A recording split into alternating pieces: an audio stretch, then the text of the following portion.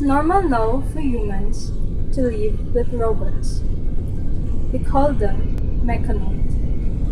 Normal mechanoids are programmed to act like humans.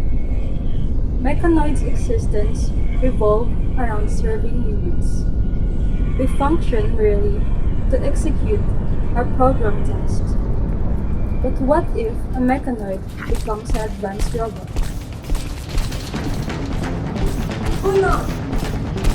Police late! Uno!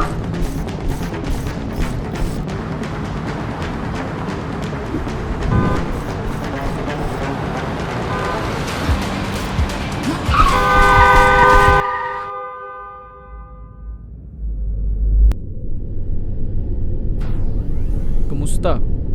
Okay ra bang repairs? Yes, Doc. Brain checking?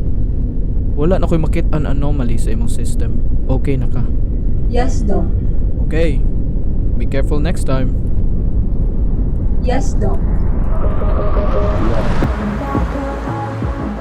After the incident, I noticed that I wasn't just doing tasks anymore.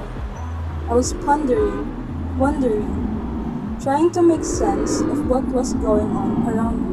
My usual job felt like stepping stones that helped me discover new things.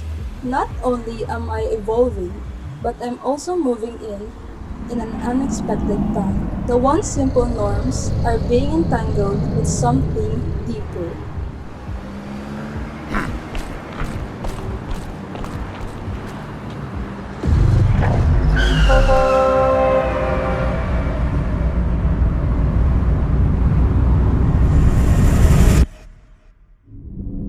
After I caused this scenario, the government noticed it and gave mechanoids the order to shut down as if I were a threat. Something happened sa imong system sa itong nabanggaan ka sa Neo Bayugan. Mura ka gi-upgrade. Upgrade? Advanced na kayo imong AI compared sa una to the point na mag-appear siya normal sa mong scan. Na ako isulti. Wala na tay oras. Nag-decide na sila na i-terminate ka. Pangitaas si Dr. Uyamats. Siya rin makakaya og buhat og ingani na AI. Kani, kuha ni, mauni mag-lead sa imong padung sa iya. Dagan, pagdali.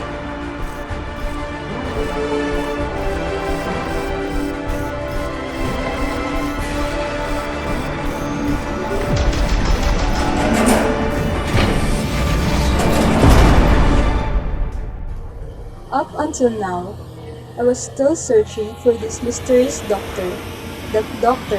Tabagoyaki-san. I still had no leads to him, but I won't stop until I find the answer. The government is still looking for me.